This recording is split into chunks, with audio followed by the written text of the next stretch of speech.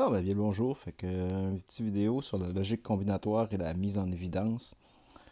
Ce qui fait que si je pars d'un problème là, comme celui-là qui est déjà pas mal résolu, j'ai mon tableau de Carnot, mes groupes sont faits et même mes équations ici sont sorties.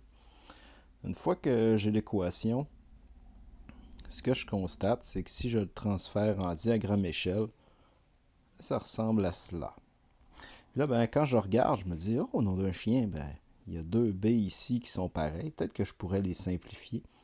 Il y a aussi un D là et un D normalement fermé et un D normalement fermé que je pourrais grouper aussi. Puis il y a aussi des C là, qui sont pareils. Ça m'oblige à retravailler un peu le montage. Ce qui me semble le plus logique et le plus simple à ramasser pour l'instant, ça serait mes deux B ici. Là. D'en faire seulement un, enlever lui, puis venir me raccorder comme ça. Comment je vais faire pour faire ça à partir de l'équation? Si on regarde l'équation, ben, entre là et là, qu'est-ce que j'ai de pareil? Ben, j'ai mes B. En effet. Entre lui et lui, qu'est-ce que j'ai de pareil? Ah, tiens, j'ai mes C. C'est ça qui prouve que j'aurais pu faire mes groupes avec mes C. Je peux aussi faire mes groupes avec avec les D normalement fermés en incluant lui et lui. Comme je vous ai dit, j'ai décidé de choisir les B. N'importe laquelle des options, que ce soit les B, les C ou les D normalement fermés, ferait le travail. Si je prends les B, là, ce que je vais me dire, c'est que je vais travailler avec lui et lui. Ce qui fait que je prends B, je le mets et j'ouvre une parenthèse pour dire B, c'est sûr qu'il va être dans la parenthèse, donc j'en tiens plus compte. Qui est-ce qui reste dans la parenthèse? Ben, il me reste C et D prime. Ou, parce que le ou lui aussi il reste, C et D. Après ça, ben, pour ce qui est de B', C, D', ben, lui il redescend tel quel. Je viens de simplifier mon équation en enlevant au moins une variable. Quand je l'applique sur le diagramme échelle, en fait, ce que je fais, c'est que j'efface ce B-là. Et je relis ici comme ça.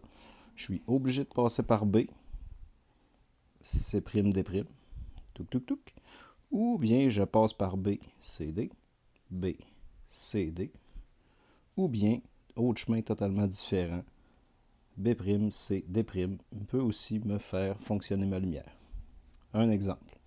Après ça, si j'y vais avec celui-là. Celui-là, c'est mon bonhomme qui rit. Fait que lui, yeah. Si on regarde ça, quand j'ai fait mes groupes, je me suis retrouvé avec C', D', B', C, D qui vient de lui, et B, C, D' qui vient de celui-là. Si vous avez de la misère à les voir, ben, vu que c'est une vidéo, vous pouvez le mettre sur pause puis regarder vraiment d'où ça vient. Fait que pour ce qui est de mon C', D', il est là. B', C, D, il est là. Et B, C, D', il est ici. Lui aussi, quand je regarde ça, qu'est-ce qu'il y a de pareil? Lui, il y aurait les D' que je pourrais faire un groupe avec. Ce que j'ai choisi de prendre, c'est les C. Ici, j'ai un C là, j'ai un C là. Ce qui fait que je suis parti de ça et je vais arriver à ça. On va voir comment. C', D', eux, ils descendent là. Qu'est-ce qui me reste? Ben, cette fois-là, c'est le C que j'ai décidé de sortir. Fait que je mets le C, j'ouvre la parenthèse. Et là, ben, qu'est-ce qui reste si j'ai enlevé le C? Ben, il me reste B', D plus, ben, ou B, D'.